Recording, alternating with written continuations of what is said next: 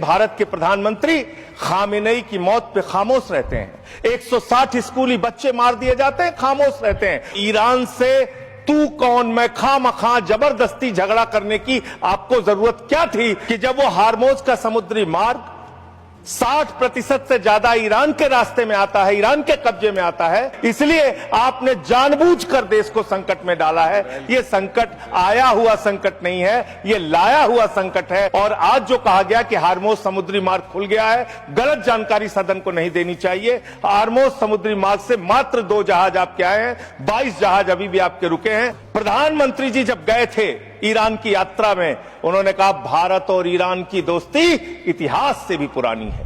उन्होंने खामेनेई जी को कुरान की पांडुलिपि भेंट की थी 7वीं शताब्दी की। मान्यवर 2019 तक भारत को ईरान से सस्ता तेल मिलता था, रुपए में तेल मिलता था, गैस मिलती थी, हमारा मित्रतापूर्ण संबंध था उनसे। तो ये संकट भारत के ऊपर आपने लाया है, ये आया हुआ संकट नहीं है। तो ये लाया हुआ संकट कैसे है? देश की जनता को नहीं पता था मान्यवर, आपको भी नहीं पता था, हमको भी नहीं पता था, लेकिन आदरणीय प्रधानमंत्री जी को पता था, देश के विदेश मंत्री को पता था कि जो हार्मोज का समुद्री मार्ग है, वहां से भारत की जरूरत का 60% कच्चा तेल आता है मान्यवर, और 50% भारत के जरूरत की गैस आती है, उसी रास्ते से आती है।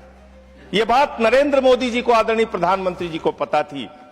तो मैं आपके माध्यम से पूछना चाहता हूं कि जब वो हार्मोज का समुद्री मार्ग 60% से ज्यादा ईरान के रास्ते में आता है, ईरान के कब्जे में आता है, तो ईरान से तू कौन मैं खामखा जबरदस्ती झगड़ा करने की आपको जरूरत क्या थी? इसलिए आपने जानबूझकर देश को संकट में डाला है। यह संकट आया हुआ संकट नहीं है, यह लाया हुआ संकट है। और इस लाए हुए संकट के सबसे बड़े जो प्रायोजित किया है जिन्होंने संकट, उसका नाम है देश के प्रधानमंत्री आदरणीय नरेंद्र मोदी जी।